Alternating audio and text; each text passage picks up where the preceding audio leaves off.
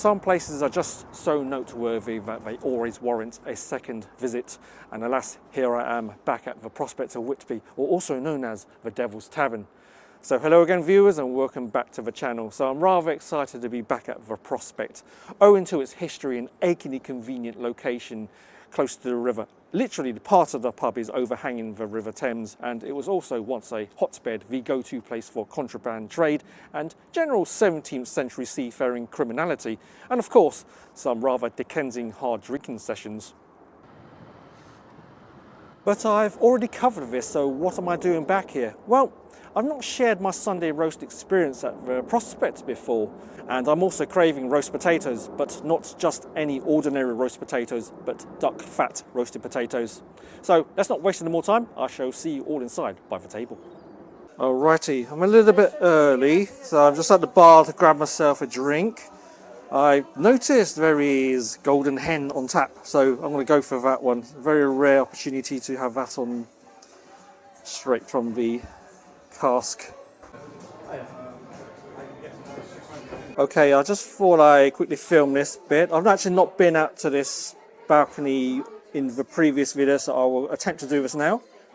Let's grab my golden hen. There you go. Don't spit it.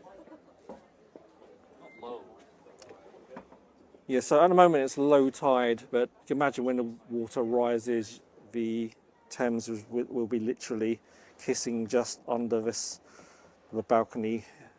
Yeah, it's very peaceful here. Lovely place to enjoy a quick pre Sunday roast lunch, or pre-Sunday roast drink even. So on behalf of the Prospect of Whitby, cheers, cheers. Okay, believe it or not, I've scored the same table as I had the last time I was here, but I've decided to sit the opposite way around, so it looks slightly different. I don't want YouTube to accuse me of reusing content now, will I? So I've been given a menu. I've been told that there is no roast turkey, but I wasn't planning on that. It's way too early. It's only November. You know, got to give it another month at least, I'd say. And yep, if you watch this space in December, there'll be some more Christmas themed vlogs, so I'll be doing that sort of material nearer the time, but yeah, but we're some way away. Okay, so I'm going to switch over to have a little peruse through the menu. Season's Eatings from the Prospect of Whitby. So they've already knocked out the festive menu. I've noticed an increase of Christmas themed commercials on the TV lately, and I'm just not ready for it, to be honest. Good grief. But here we go, just a quick peruse, so I'm not going to spend too long on this. As you can see, there was roast turkey, but it's proving quite popular today as it's sold out. But I already have decided what to have anyway, so I will reveal my roast options when they arrive. There you go. Yeah, prices are very, very reasonable, as you expect in a brewery-run pub. So yeah, much more modest and accessible offerings this time. Of course, this is what I came here for, the duck fat roast potatoes. All the Sunday roast options come with the potatoes, well, I guess except for the vegetarian, vegan one. You can order extra portion if you are inclined. I should note that even though it is the beginning of November, it's still fairly busy, and I've noticed still quite a fair amount of tourists enjoying the Prospect experience. Although I've got to say, it's not as overwhelmingly crowded compared to the last time I was here in May. The Prospect of Whitby's popularity is not due to the social media or vloggers and its reputation has cemented itself within the London community for many years before that. If I was to bring up an anecdote that I haven't done so before, it was featured in an episode of The Only Fools and Horses where Roddy Trotter popped into the Prospect in search for his missing Uncle Albert way back in 1991. If you were to walk 15 minutes further into Wapping, you'll come across the Tobacco Dock, which is a super warehouse during the Victorian era, used primarily to store imported tobacco produce. And near that is a replica of a pirate ship named as the Three Sisters, which is moored alongside what is now used to be a shopping centre but turned into some form of entertainment plaza. And I would say it's worthy of a stroll, especially after you've enjoyed a roast out of a Prospect. Anyway, cheers. And the first course has landed. So I've gone for a soup.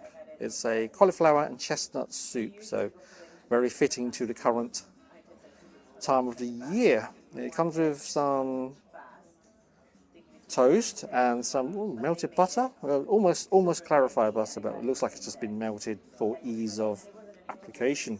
Right, so let's get my knife here. Notice there's no fork because I dropped it like a wally, so I'm going to have to ask for another fork to be replaced shortly. All right, let's just, yeah, I'm not sure I could use a knife for this. I'm going to have to just pour it onto the toast. First person action here, as always. I know this is not everybody's cup of tea, this kind of first person thing. They prefer me sitting there with my knife and fork and just, ooh, what's that? I did say this pub is haunted, by the way. All right, here we go.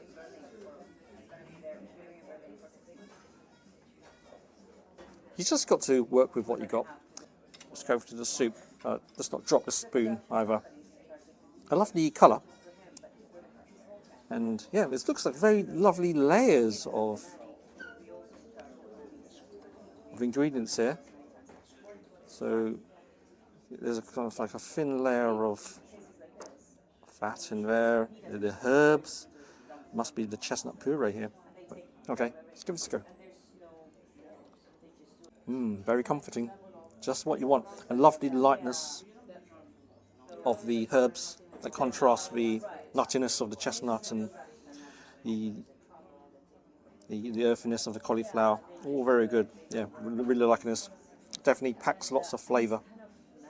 Sometimes you can't beat a bit of warm soup, especially on a cold day, even though it's rather lovely, sunny, clear sky. For November, that is, it's 10 degrees Celsius, but feels like 7 according to the weather app. Okay, another taste of the soup. It's got that addictive, savoury flavour. Keeps you wanting more and more and more. Putting that just a bit of oil and then the fat certainly gives it that extra feeling of substance and yeah, satisfying taste to it. Is that enough of me commenting on the food and me eating? Because I've heard some people have been complaining about me not eating enough and talking too much, so... Yeah.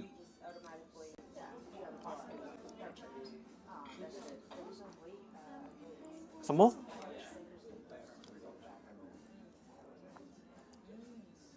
Another? Yeah.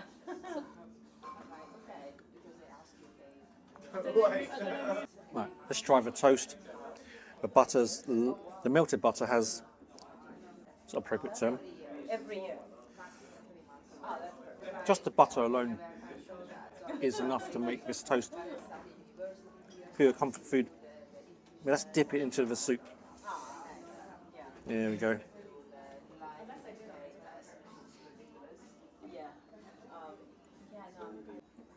I couldn't ask for more from a starter. It's nothing too complicated or flamboyant. It's just classic ingredients done well. That's all you could want for on a Sunday roast, or something to get you ready for the Sunday roast, that is. Bear in mind this. Ooh. I'm not going to edit it out. Sod it. Here we go.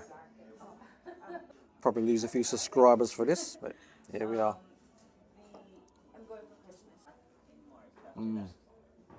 This is not a review, by the way. Okay, so just as we're waiting for our main course to land, let's take a little stroll down towards the river. Okay, it's just through this alleyway, Pelican Stairs. Excuse the rubbish, I'm not sure what that's doing there. It is London after all though. Right, so we'll have to be careful here, as it can get quite slippery.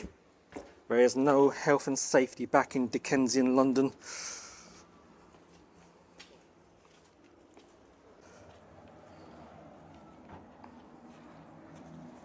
So you can see the Prospect of Whitby, the way how it overhangs, and during high tide the water will rise straight up, just touching, kissing the bottom of the balcony there. And you can see behind me is the hangman's noose, but don't worry, it's not the actual noose used for the famed executions back in the 17th century. It's merely just a decorative piece to give yourself something to talk about between pints or between courses even. And here is the famed murky Thames river water. We just look at that. And no, I'm not going to dunk my hand in there for obvious reasons. And if I got my history correct, these stairs leading right back up to the Pelican Walk is how they used to smuggle contraband and even dead bodies from the water. Yeah, it's not even a case of if these walls can speak, it's if these steps can speak. And I'd just like to say, as an exclusive to the I Am 350 channel, I am probably the only vlogger who has spotted this and put it in the video as a letterbox underneath the bay window there. Fantastic. And the main course and the Sunday roast has landed. Here we go. So I've gone for the roast belly of pork along with my much craved for duck fat roasted potatoes. Very golden, looks very crispy to the eye, which is very reassuring. Decent sized Yorkshire pudding there, and a assortment of vegetables there. It's like a cabbage there, carrots, and your own little personal pot of gravy. So let's pour this onto our Yorkshire pudding. Here we go. Oh, it's a bit thick. Anyway, I didn't come here for gourmet food, just comfort food. Okay, let's get a first cut of one of the roast potatoes. So let's pick on this one. Here we go.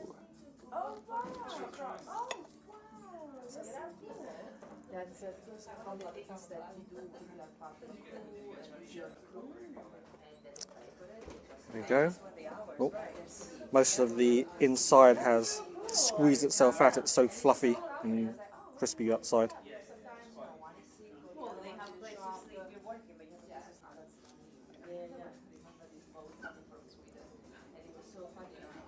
Absolutely delicious.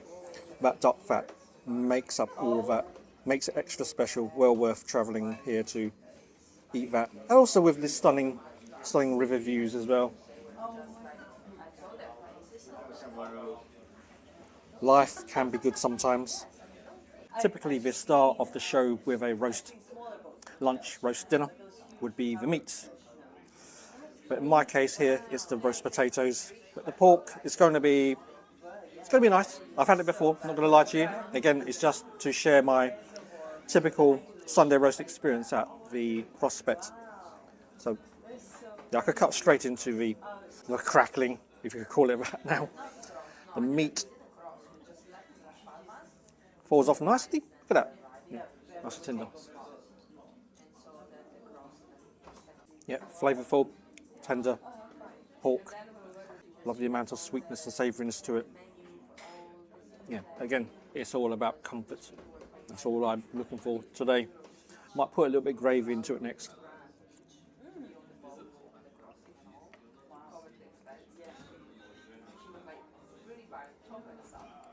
Not too much though. There's plenty of flavour in the pork itself. You don't even have to cut into the meat. Just pry it gently out and it falls up just perfect. Yeah.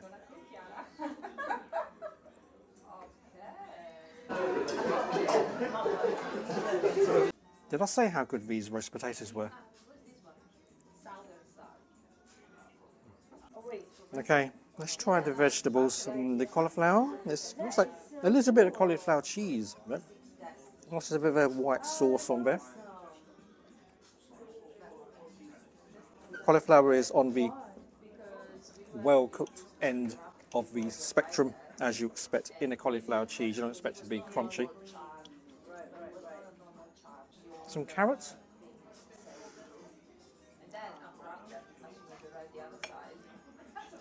Okay, so that doesn't feel mushy, which is a good thing. Actually, feeling optimistic about this.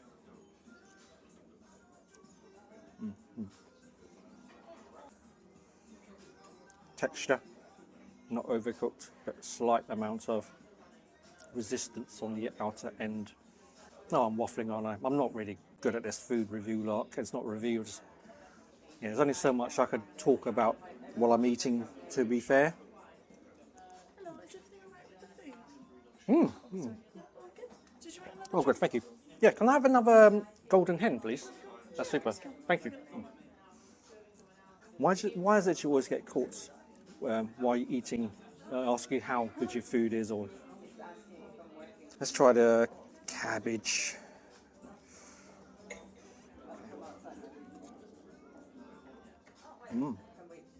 Sweet, a slight bit of aniseed in there. Very good contrast to the richness of the pork and the duck fat roast potatoes. Okay, the Yorkshire pudding. Yeah, I forgot about that. I'm not going to first person shop this. You need knife and fork to get it into a edible portion. Okay, so I may have put too much gravy in this, but I will roll with it. If I'm honest, the gravy is a little bit too salty, and that's why I think I've put too much in. You can tell by how thick it is. Oh, yeah, super, thank you.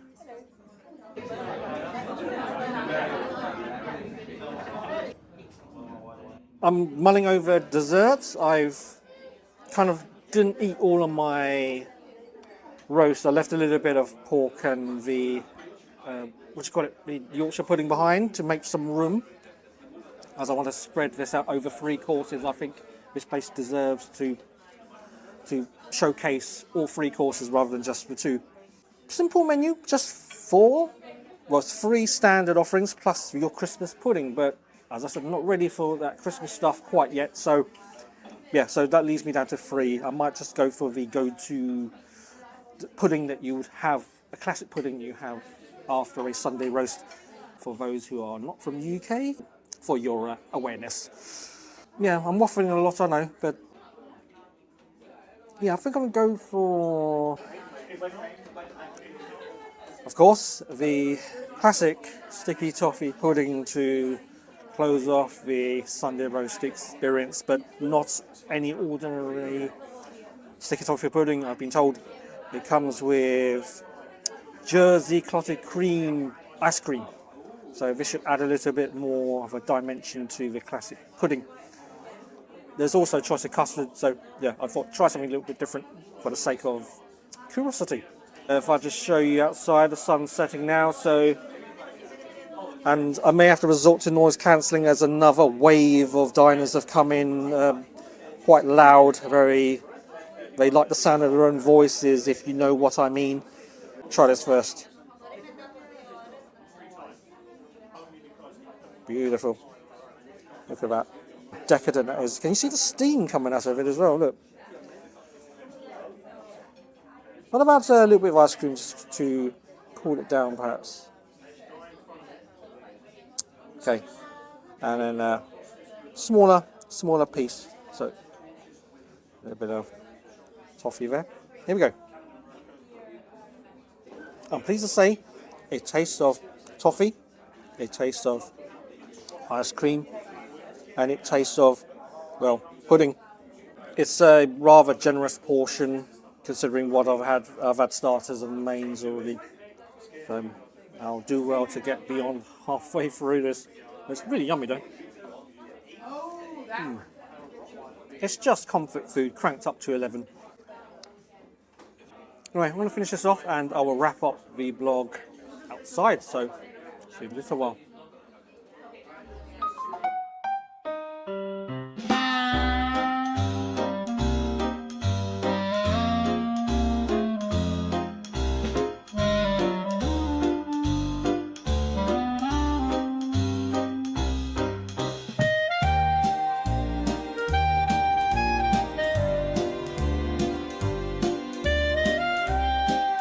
So there you have it. That was the Sunday roast experience at the Prospect of Whitby.